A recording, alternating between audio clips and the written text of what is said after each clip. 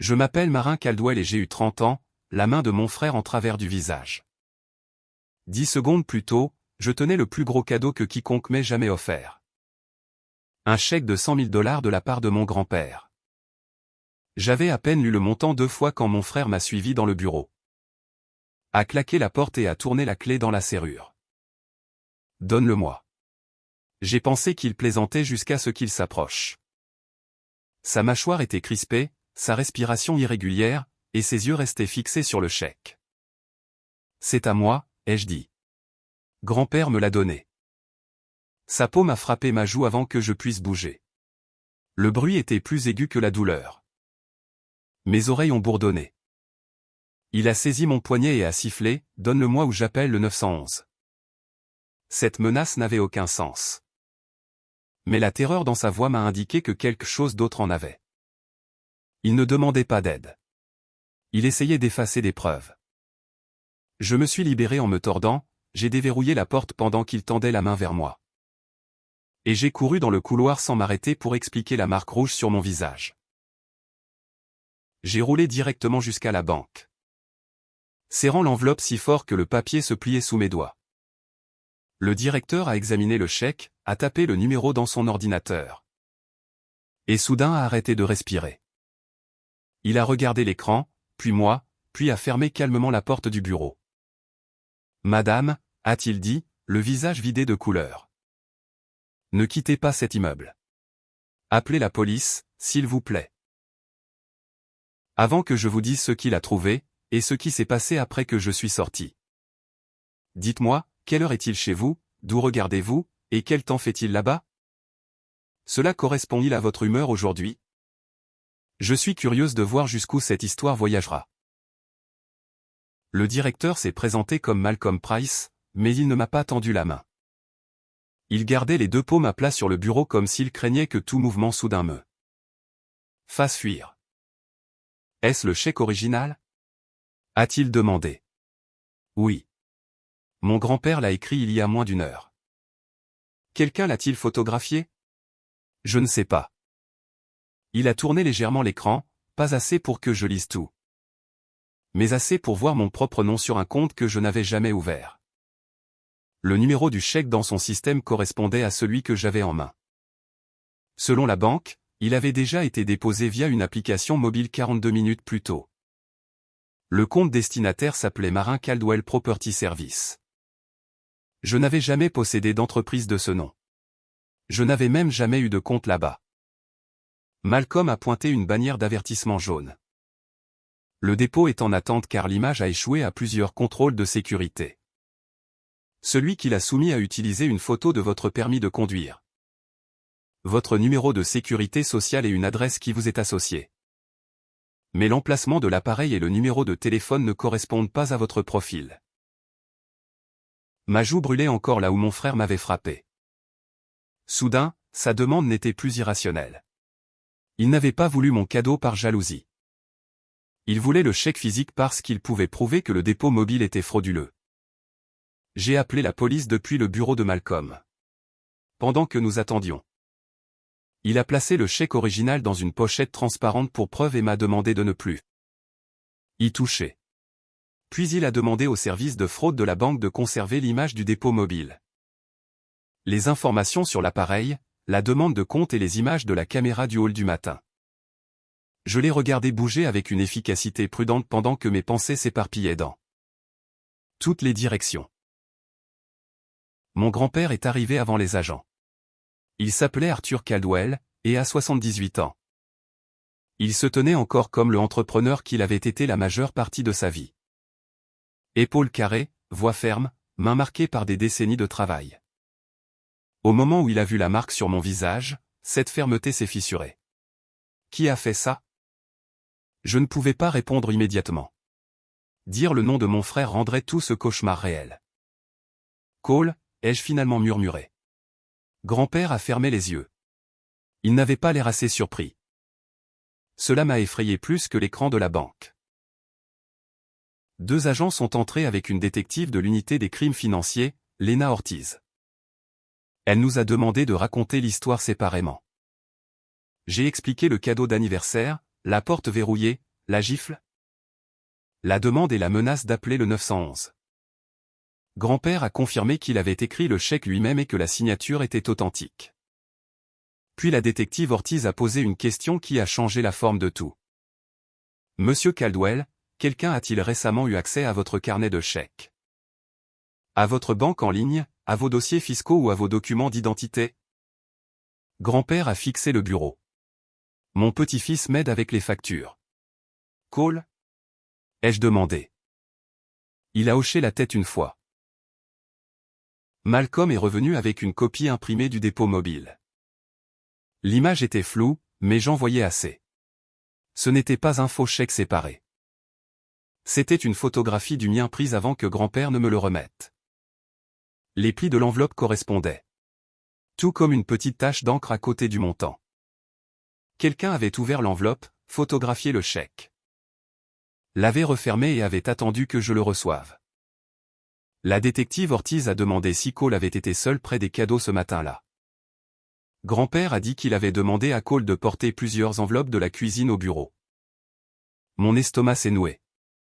Il avait su exactement ce que j'allais recevoir avant moi. Puis Malcolm nous a montré la demande de compte. Mon identité volée avait été utilisée. Mais le numéro de téléphone de récupération se terminait par 4 chiffres que je reconnaissais. Cole avait utilisé ce numéro pour un téléphone prépayé après avoir prétendu que le sien était cassé. L'expression de grand-père s'est durcie. Combien essayait-il de voler? Aujourd'hui, a dit Malcolm prudemment. 100 000 $. Le mot « aujourd'hui » s'est posé lourdement entre nous. La détective Ortiz l'a remarqué aussi. Nous devons découvrir ce qui s'est passé avant aujourd'hui. Grand-père a plongé la main dans sa veste et en a sorti ses clés de maison. Sa main a tremblé pour la première fois. Il y a des relevés dans mon bureau. Certains ont disparu. Je pensais les avoir égarés. Je me suis souvenu de chaque fois où Cole m'avait traité de dramatique pour avoir questionné ses problèmes d'argent. Chaque fois où ma mère avait dit qu'il était sous pression. Chaque fois où j'avais couvert un paiement en retard parce que la famille était censée s'entraider. Le sang était-il vraiment un lien ou avais-je utilisé ce mot pour excuser une chaîne autour de mon cou? Mon téléphone a commencé à vibrer sur le bureau. Cole appelait. La détective Ortiz a regardé l'écran puis moi. Ne répondez pas encore. L'appel s'est arrêté. Un message est apparu. Apporte-moi le chèque ou grand-père tombe avec toi. Un deuxième message a suivi avant que je puisse respirer. Tu n'as aucune idée de ce que tu as signé. La détective Ortiz a photographié les messages et m'a demandé si j'avais déjà signé des documents financiers pour grand-père. Je lui ai dit la vérité. 6 mois plus tôt, Cole m'avait apporté un dossier pendant que j'aidais notre mère à déménager. Il avait dit que grand-père avait besoin de contacts d'urgence mis à jour et que ma signature confirmait simplement que je pouvais parler au médecin s'il arrivait quelque chose. J'avais signé 2 pages sans lire tout le paquet. La honte m'a traversé avant la colère. J'avais passé des années à croire que Cole était négligent, impulsif et égoïste. Je n'avais jamais envisagé qu'il puisse être méthodique. Grand-père se souvenait du dossier. Cole lui avait dit la même chose. Sauf que grand-père avait été invité à signer une page nommant Cole comme assistant financier temporaire. La détective Ortiz nous a dit de ne pas supposer ce que étaient les documents jusqu'à ce qu'elle les voie, mais son ton rendait le danger clair. Si Cole avait combiné nos signatures avec des identités volées, il aurait pu créer une autorité qu'aucun de nous n'avait eu l'intention de lui donner. Les agents ont documenté l'enflure sur ma joue. J'ai fait une déclaration formelle et j'ai accepté qu'il copie mes messages. Malcolm a gelé le compte frauduleux avant que le dépôt mobile ne puisse être compensé. Et la banque a placé une alerte sur le profil de grand-père. Mon vrai chèque ne pouvait pas être déposé jusqu'à ce que l'enquête le sépare de l'image du double. Mais pour la première fois ce jour-là, je ne me souciais plus de l'argent. Je me souciais de savoir combien de nos vies Cole avait déjà touché. J'ai passé cette nuit chez ma plus proche amie, Taranval. Une avocate qui s'occupait des litiges commerciaux. Elle ne prétendait pas être mon avocate pénale. Mais elle en savait assez pour m'aider à faire une liste, geler mon crédit. Changer tous mes mots de passe, remplacer mon permis de conduire, obtenir mes rapports de crédit. Préserver les messages et arrêter de discuter de l'affaire avec quiconque pourrait répéter des informations à call. Ma mère a appelé 17 fois. Quand j'ai enfin répondu, elle pleurait. Elle s'appelait Denise. Et elle avait passé la majeure partie de mon enfance à traduire le comportement de Cole en mots plus doux. Il n'avait pas volé. Il avait emprunté. Il n'avait pas menti. Il avait paniqué. Il ne m'avait pas manipulé. Il avait eu besoin de sa sœur. Marin, il dit que tu l'as attaqué. Elle a dit qu'il dit que grand-père vous a donné l'argent à tous les deux et que tu as essayé de tout prendre. Il m'a giflé. Il y a eu une pause. Il dit que tu l'as poussé en premier. J'ai regardé Taran de l'autre côté de la table de la cuisine. Elle entendait chaque mot grâce au haut-parleur. T'a-t-il dit qu'il a ouvert un compte bancaire à mon nom? Qu'est-ce qu'il t'a dit? Il a photographié le chèque avant que grand-père ne me le donne et a essayé de le déposer. La respiration de ma mère a changé. Il a dit qu'il y avait un malentendu. Un malentendu ne nécessite pas mon numéro de sécurité sociale. Elle a commencé à me supplier de ne pas en faire une plus grosse affaire. Cette phrase avait protégé Cole pendant des années. Elle avait gardé ses prêts impayés privés, les rumeurs de jeu calme. Et ses accès de colère à l'intérieur de la famille. J'ai réalisé alors que le silence n'avait pas empêché les dommages. Le silence avait simplement rendu les dommages plus faciles. Je n'en fais pas une plus grosse affaire, ai-je dit. Je refuse d'en faire une plus petite. J'ai mis fin à l'appel. Le lendemain matin.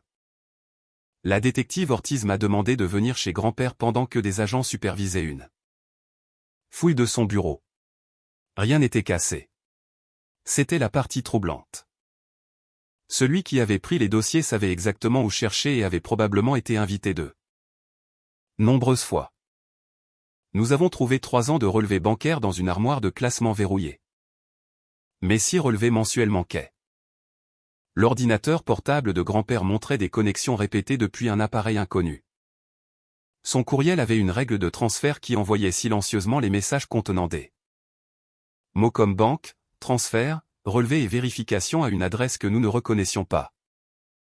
Taran nous a aidés à tout imprimer avant que la règle ne soit désactivée. Puis grand-père a trouvé une copie carbone d'un ancien carnet de chèques. Elle montrait des paiements mensuels de $3 850 à une entreprise appelée Northline Property Consulting. Il n'avait jamais engagé cette entreprise. L'enregistrement de l'entreprise listait Cole comme organisateur. Grand-père s'est assis lourdement dans son fauteuil de bureau. Au cours des 18 mois précédents, Northline avait reçu près de $70 000 de son compte. Les notes des transactions appelaient les paiements des frais d'entretien pour des propriétés locatives, mais grand-père avait vendu sa dernière location 4 ans plus tôt. Je lui faisais confiance, a dit grand-père. Sa voix ne contenait pas de rage, seulement de l'humiliation. C'était le moment où ma peur s'est transformée en résolution. Cole avait compté sur notre amour devenant de l'embarras. Il croyait que grand-père préférerait perdre de l'argent plutôt que d'admettre que son propre petit-fils l'avait trompé. Il croyait que je préférerais abandonner le chèque plutôt que d'exposer le fait que j'avais signé des papiers sans les lire. Il croyait que maman arrangerait tout avant que la police ne pose des questions difficiles. Il avait étudié chaque faiblesse de notre famille et en avait fait un verrou. La détective Ortiz a demandé si j'étais prête à passer un appel contrôlé. Cole croyait encore que j'avais le chèque. Si je le laissais parler, il pourrait expliquer ce qu'il voulait que je fasse avec. J'ai accepté. Avec la détective enregistrant via un équipement approuvé. Je l'ai appelé depuis la cuisine de grand-père. Cole a répondu immédiatement. Enfin, a-t-il dit, tu l'as. Oui. Alors arrête d'être stupide et apporte-le-moi. Qu'est-ce que j'ai signé, Cole? Silence. Tu as signé ce que tu avais besoin de signer. Ce n'est pas une réponse. Sa voix a baissé. Tu as signé des documents disant que grand-père nous autorisait à gérer certains fonds. Si tu vas à la police, ces papiers font de toi une complice. Chut. Ma main s'est resserrée autour du téléphone, mais la détective Ortiz a levé un doigt, me rappelant de rester calme. Complice de quoi? Ne joue pas l'innocente. Apporte-moi le chèque original. Une fois que je l'aurai, je peux corriger le dépôt. Fermer le compte et faire disparaître les papiers. Voilà. Pas une confession complète, mais assez pour montrer une connaissance qu'une personne innocente ne devrait pas avoir. Pourquoi as-tu utilisé mon nom? Parce que le tien était propre. Les mots ont atterri plus froidement que la gifle. Puis il a ajouté, et parce que personne ne te croit jamais plus que moi, la ligne a coupé. Pendant la majeure partie de ma vie, cette phrase m'aurait brisé. Au lieu de cela, j'ai regardé grand-père, la détective et les dossiers imprimés couvrant la table. Cette fois, j'ai dit, il ne décide pas qui me croit. L'enregistrement a donné à la détective Ortiz une cause probable pour élargir l'enquête. Mais elle m'a averti que Cole deviendrait plus dangereux une fois qu'il réaliserait que la banque avait bloqué l'argent. Elle avait raison. À midi, il avait envoyé des messages à des parents affirmant que j'avais manipulé grand-père pour qu'il me donne ses économies. En soirée, il avait posté une déclaration vague en ligne sur des abus envers les personnes âgées au sein de notre propre famille. Il n'a jamais utilisé mon nom, mais tout le monde savait de qui il parlait. Mon téléphone s'est rempli de questions. Une tante a demandé si grand-père était compétent. Un cousin m'a dit que je devrais partager le cadeau pour préserver la paix. Un ami de la famille a dit que même si Cole avait fait une erreur, impliquer la police était cruel. Aucun d'eux n'a demandé pourquoi mon visage était meurtri. J'ai arrêté de me défendre personne par personne. Taran m'a aidé à écrire une seule réponse. Grand-père était en sécurité. La banque avait identifié une fraude suspectée et l'affaire était traitée par les forces de l'ordre. Je ne discuterai pas des preuves en privé. Puis j'ai désactivé les notifications. La découverte suivante est venue de mon rapport de crédit. 3 cartes de crédit avaient été ouvertes à mon nom au cours de l'année précédente. Les soldes totalisaient 26 000 $. L'adresse d'expédition appartenait à une boîte postale privée que Cole louait via Northline Property Consulting. Une carte avait payé pour de la literie en ligne, une autre pour des chambres d'hôtel. Et la troisième pour une montre de luxe qu'il portait à mon anniversaire. Je me souvenais d'avoir complimenté cette montre. Il avait souri et m'avait dit que le travail acharné finissait par payer. Le comptable judiciaire de grand-père a découvert plus. Les transferts mensuels vers Northline n'étaient qu'une partie du schéma. Cole avait utilisé les faux documents d'autorisation pour demander une ligne de crédit garantie par la maison de grand-père. La demande n'avait pas encore été clôturée. Mais elle était prévue pour une approbation finale la semaine suivante. Si le chèque d'anniversaire avait été compensé dans le faux compte, Cole prévoyait de l'utiliser comme preuve de liquidité et de déplacer l'argent avant que la banque ne termine son examen. L'exposition totale dépassait 200 000 $. Grand-père a écouté sans interrompre. Puis il a demandé à Taran d'organiser une rencontre avec un avocat spécialisé en succession. Il a retiré Cole comme exécuteur suppléant. Annulé toute autorisation portant le nom de Cole et placé une alerte formelle de fraude sur le titre de sa propriété. Il a aussi changé les serrures. Ma mère est arrivée pendant que le serrurier travaillait. Elle se tenait dans l'allée en fixant le nouveau verrou comme s'il s'agissait d'une annonce publique. De l'effondrement de notre famille. Tu enfermes ton propre petit-fils dehors? A-t-elle demandé. Grand-père l'a regardé longtemps. Il m'a enfermé dans une pièce et m'a caché. Il a utilisé son identité. Il a utilisé la mienne. La question n'est pas pourquoi je l'enferme dehors. La question est pourquoi nous lui avons continué à donner des clés. Maman a tressailli. Je m'attendais à ce qu'elle argumente. Mais au lieu de cela, elle s'est assise sur le porche et a couvert son visage. Elle a admis que Cole lui avait demandé de l'argent à répétition. Elle lui avait donné presque 30 000 $ d'un compte de retraite et nous avait menti sur les raisons pour lesquelles elle ne pouvait pas se permettre des réparations sur sa maison. Il lui avait dit qu'il devait de l'argent à des gens dangereux et que le lui refuser pourrait blesser la famille. L'as-tu cru, ai-je demandé. Je croyais qu'il avait peur. Ce n'est pas la même chose que croire qu'il était honnête. Elle a hoché la tête, les larmes glissant entre ses doigts. Pour une fois, je ne me suis pas précipité pour la réconforter. J'aimais ma mère, mais je ne pouvais plus la protéger des conséquences de l'avoir protégée. Cette nuit-là, Cole a appelé grand-père depuis un nouveau numéro. La détective Ortiz avait déjà arrangé pour que les futurs appels soient conservés. Grand-père a répondu en haut-parleur. Tu as changé les serrures, a dit Cole. Oui, tu as laissé Marin te monter contre moi. Non, a répondu grand-père. Tu l'as fait toi-même. La voix de Cole s'est aiguisée. Elle a signé les papiers aussi. Si je tombe, elle tombe. J'ai ressenti le vieil instinct d'expliquer, de prouver. De supplier grand-père de ne pas douter de moi. Mais il n'a jamais détourné le regard du téléphone. Alors apporte des copies de tous les documents, a dit grand-père. Demain, au bureau de Taran. Nous réglons tout en privé. Cole a hésité. Et le chèque? Marin l'apportera. La détective Ortiz avait suggéré l'offre. Le chèque original resterait sécurisé à la banque. Mais nous placerions une photocopie inoffensive dans une enveloppe. La salle de réunion serait surveillée avec le consentement de tous sauf là où la loi le permettait. Et coordonnée par les enquêteurs. L'objectif n'était pas de le provoquer.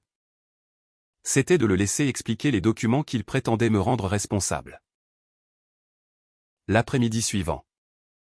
Cole est entré dans la salle de conférence de Taran portant un costume et la montre achetée avec ma carte de crédit volée.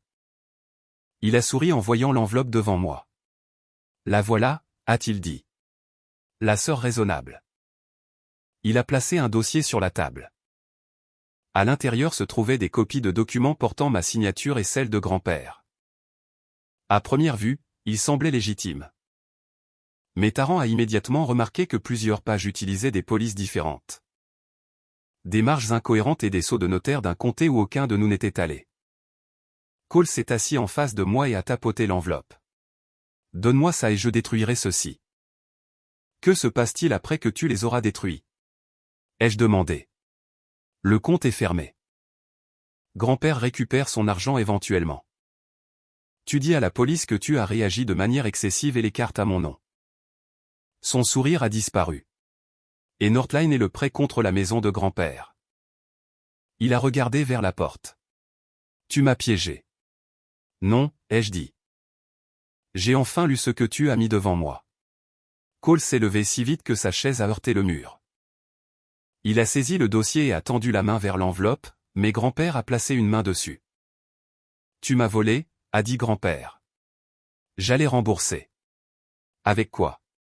Le visage de Cole s'est tordu. Avec le chèque que tu aurais dû me donner en premier lieu. La pièce est devenue silencieuse. Puis il a réalisé ce qu'il avait dit. Il a repoussé la main de grand-père, a saisi l'enveloppe et l'a déchirée. Quand il a vu la photocopie, la panique a remplacé la rage. Il s'est précipité vers la porte. La détective Ortiz est entrée depuis le couloir et lui a ordonné de s'arrêter. Cole s'est enfui par la sortie arrière à la place. Il a laissé les documents falsifiés derrière lui. Cole n'a pas été arrêté au bureau. La détective Ortiz avait assez pour le questionner. Mais les enquêteurs voulaient les dossiers financiers liés directement à lui avant de passer à l'action, et il n'avait pas physiquement attaqué quiconque pendant la réunion. Au moment où les agents ont atteint son appartement, il était parti. Pendant les 48 heures suivantes, il est devenu une ombre aux marges de nos vies. Il a envoyé à ma mère des messages vocaux disant que je l'avais ruiné. Il a envoyé un courriel à grand-père depuis une adresse cryptée et a promis de rendre chaque dollar si nous retirions nos déclarations. Il a appelé des parents et a dit que j'avais fabriqué la fraude parce que je voulais tout. L'héritage. Chaque version le rendait plus innocent et moi plus monstrueuse. Puis quelqu'un a cambriolé la maison de grand-père. Le nouveau verrou avait été forcé peu après minuit. La caméra de sécurité a capté Cole entrant par la porte latérale avec une capuche tirée sur son visage. Il est allé directement au bureau, a ouvert les tiroirs, a pris l'ordinateur portable et a emporté 2 boîtes de documents. Il savait que grand-père restait avec moi. Mais il ne savait pas que la détective Ortiz nous avait demandé d'installer une deuxième caméra à l'intérieur du bureau. Cette caméra a enregistré clairement son visage quand sa capuche a glissé. Il ne savait pas non plus que l'ordinateur portable avait été remplacé par un ancien appareil ne contenant aucun fichier utile. À 2h13, l'alarme de ma voiture s'est déclenchée dehors du bâtiment de Taran. Nous avons regardé depuis une fenêtre à l'étage pendant qu'une silhouette sombre ouvrait la porte arrière et se penchait à l'intérieur. La police est arrivée avant que nous descendions, mais la personne s'est enfuie par une ruelle. Sur la banquette arrière, les agents ont trouvé un sac en toile contenant des chèques vierges du carnet manquant de grand-père, des copies des documents falsifiés et une des cartes de crédit ouvertes à mon nom. Cole essayait de construire l'histoire. Il avait déjà dit à tout le monde que j'avais volé les informations financières de grand-père et créé Northline moi-même. Pendant quelques secondes, je n'ai pas pu parler. Si nous avions trouvé le sac sans caméra, sans les dossiers bancaires, sans l'appel contrôlé, cela aurait pu sembler convaincant. Il n'avait pas simplement prévu de prendre mon argent. Il avait prévu de me laisser porter ses crimes. La détective Ortiz m'a montré les images de la porte latérale et m'a demandé si je reconnaissais encore l'homme. C'est mon frère, ai-je dit. La phrase faisait mal, mais elle ne m'affaiblissait plus. Les enquêteurs ont obtenu des mandats pour l'appartement de Cole, ses comptes numériques et les dossiers de Northline. Ils ont trouvé de la literie, des tampons de notaire contrefaits, des copies de mon identification, les relevés bancaires manquants de grand-père et un tableur listant combien il croyait que chaque parent pouvait être pressé de contribuer. À côté de mon nom, il avait écrit crédit propre, sensible à la culpabilité, susceptible de se conformer si maman appelle. J'ai lu cette ligne 2 fois. Chaque appel d'anniversaire, chaque excuse, chaque demande d'urgence d'argent semblait soudain différent. Il avait réduit mon amour pour lui à une vulnérabilité dans un tableur. Maman a demandé à voir les preuves. La détective Ortiz ne pouvait pas tout lui montrer. Mais grand-père a partagé la page du tableur et les transferts de son compte. Maman est restée assise à la table de la cuisine pendant près d'1 heure sans parler. Puis elle a ouvert son téléphone et a joué le message le plus récent que Cole lui avait envoyé.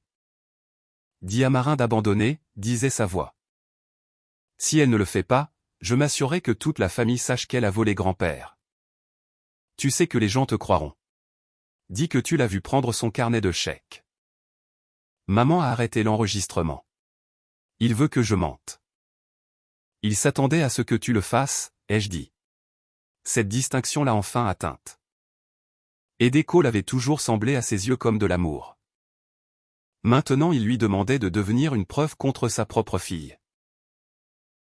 Notre famille élargie avait déjà prévu un déjeuner dominical pour la semaine d'anniversaire de grand-père. Cole le savait et la détective Ortiz croyait qu'il pourrait apparaître parce qu'il pensait encore que la pression publique pourrait nous forcer à reculer. Elle nous a conseillé de ne pas créer de confrontation mais grand-père a refusé d'annuler. Il a utilisé la famille comme bouclier, a-t-il dit. J'en ai fini de me cacher derrière le même bouclier. Nous n'avons pas transformé le déjeuner en spectacle. Il n'y avait pas de projecteur, pas de pile dramatique de preuves. Pas de discours répété pour les applaudissements. Grand-père s'est simplement tenu debout avant que tout le monde arrive et leur a dit la vérité en langage simple. La banque avait identifié un dépôt frauduleux. Des comptes avaient été ouverts à mon nom. De l'argent avait été détourné du sien. Les forces de l'ordre enquêtaient. Il a demandé aux parents de ne pas contacter Cole ni répéter des détails qui pourraient interférer. La moitié de la pièce avait l'air honteuse. Le cousin qui m'avait dit de partager le chèque évitait mon regard. Ma tante s'est excusée calmement. Puis la porte d'entrée s'est ouverte. Cole est entré portant les vêtements de la veille. Son visage était mal rasé et la montre coûteuse avait disparu. Il a regardé autour de la pièce. Vu les expressions et a immédiatement compris que grand-père avait parlé en premier. Alors c'est le procès, a-t-il dit. Non, a répondu grand-père. Ça vient plus tard. Cole m'a pointé du doigt. Elle a tout planifié. Elle détestait que tu me fasses confiance. Elle attendait une chance de m'écarter. Maman s'est placée entre nous. Je ne l'avais jamais vue faire ça auparavant. Lui as-tu demandé de mentir à propos de Marin volant le carnet de chèques? A-t-elle demandé. L'expression de Cole a changé. Maman, tu ne comprends pas, réponds-moi. J'essayais de nous protéger. As-tu utilisé son identité? Il a regardé les parents qui le regardaient et a choisi l'erreur qu'il faisait toujours. Il a joué la comédie au lieu de dire la vérité. Marin m'a donné la permission, a-t-il dit. Elle savait pour le compte. J'ai sorti mon téléphone. Ouvert l'enregistrement que la détective Ortiz nous avait autorisé à conserver et joué sa voix de. L'appel contrôlé. Parce que le tien était propre. Personne n'a bougé. Puis est venue la phrase en laquelle il avait le plus confiance. Personne ne te croit jamais plus que moi. Cole s'est jeté sur mon téléphone. Grand-père a essayé de le bloquer et Cole l'a poussé de côté dans une chaise. 2 agents attendant dans une pièce adjacente sont entrés immédiatement. Cole s'est débattu quand ils ont pris ses bras. Criant que les preuves étaient fausses et que j'avais volé son avenir. Alors qu'il le conduisait vers la porte, il s'est tordu et m'a fixé. Tu penses que tu as gagné, a-t-il crié. Tu as détruit cette famille. J'ai regardé ma mère soutenant grand-père, les parents qui ne pouvaient plus faire semblant. Et le bleu sur ma joue qui commençait à jaunir. Non, ai-je dit. J'ai arrêté que tu détruises ce qui restait. La porte s'est refermée derrière lui. Pour la première fois depuis des années, personne n'a couru après Cole. L'arrestation de Cole n'a pas produit le soulagement instantané que j'attendais. Elle a produit de la paperasse, des entretiens. Des audiences et un silence dans la famille qui semblait inhabituel. Pendant des semaines, chaque numéro inconnu faisait se nouer mon estomac. Son avocat a soutenu que les transferts financiers étaient des prêts familiaux et que j'avais sciemment permis qu'il utilise mes informations. Les documents falsifiés, cependant, ont créé un problème que ces explications ne pouvaient pas résoudre. Les dossiers de l'appareil de la banque plaçaient le dépôt frauduleux sur le téléphone prépayé de Cole. La demande de compte contenait un selfie dans lequel il avait couvert la majeure partie de son visage avec une casquette et un masque. Mais les enquêteurs ont fait correspondre la pièce derrière lui à des photographies de son appartement. Son unité de stockage contenait les relevés de grand-père et des copies de mon identification. Les images de sécurité montraient son entrée dans le bureau de grand-père et plus tard son approche de ma voiture. Les appels enregistrés montraient qu'il savait que le faux compte existait et voulait que le chèque original soit détruit. L'audit judiciaire a finalement retracé 214 600 $ en fonds volés. Crédit frauduleux et emprunt tenté. Tous les dollars n'avaient pas été pris avec succès. Mais le plan était plus grand que ce que nous avions imaginé. Cole a appelé maman depuis la prison et lui a demandé de payer la caution. Elle a écouté moins d'1 minute. Je t'aime, a-t-elle dit, mais je ne te sauverai pas de ça. Puis elle a mis fin à l'appel. Ce choix lui a coûté. Elle a pleuré après, s'est questionnée et a presque rappelé, mais elle ne l'a pas fait. Grand-père a refusé de payer la défense de Cole. L'a retiré du testament et a formellement dissous toute connexion commerciale entre eux. L'employeur de Cole l'a licencié après avoir appris qu'il avait utilisé l'équipement de l'entreprise pour créer certains des documents falsifiés. Sa fiancée a rendu la bague et est partie. Les parents qui l'avaient défendu ont arrêté de répéter ces accusations quand les enquêteurs ont commencé à demander qui les avait reçues. Des mois plus tard, Cole a accepté un accord de plaidoyer couvrant la fraude bancaire, le vol d'identité, l'exploitation financière des personnes âgées, la falsification de documents, le cambriolage et la conduite liée à l'agression. Le juge a ordonné la restitution.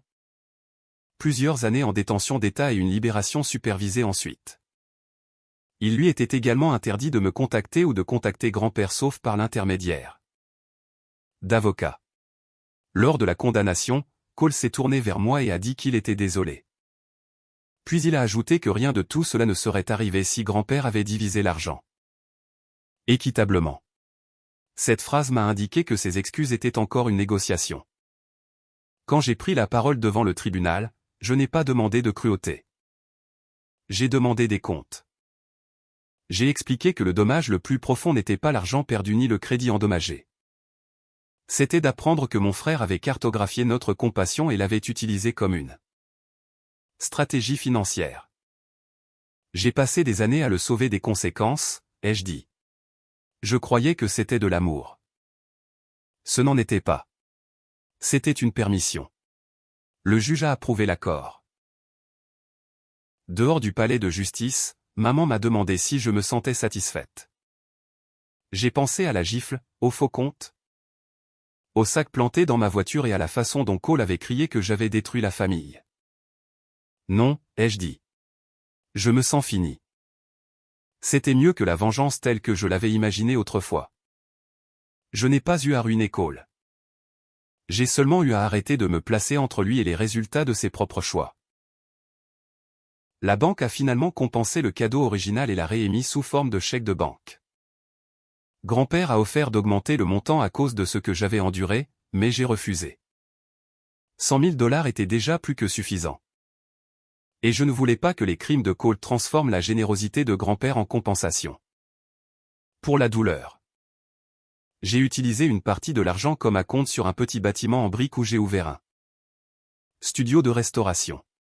J'avais rêvé de cette entreprise pendant des années. Mais je l'avais continuellement reporté parce que Cole avait toujours une urgence plus récente. Une autre partie est allée dans l'épargne, et certaines ont payé la thérapie, les frais juridiques et le travail nécessaire pour réparer mon crédit. La première chose que j'ai encadrée pour le studio n'était pas le chèque. C'était une photographie de grand-père debout à côté de moi le jour de l'ouverture, tenant un niveau pendant que j'essayais d'accrocher l'enseigne droit. Maman a pris la photo. Notre relation ne s'est pas guérie d'un coup. Dans une conversation, elle a suivi une thérapie.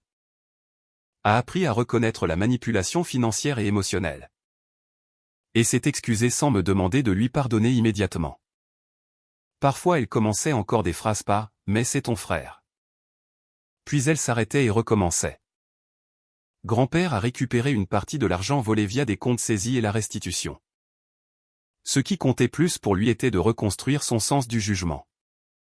La fraude l'avait fait douter de son intelligence. Mais la honte appartenait à la personne qui l'avait trompé. Pas à celle qui avait fait confiance à la famille.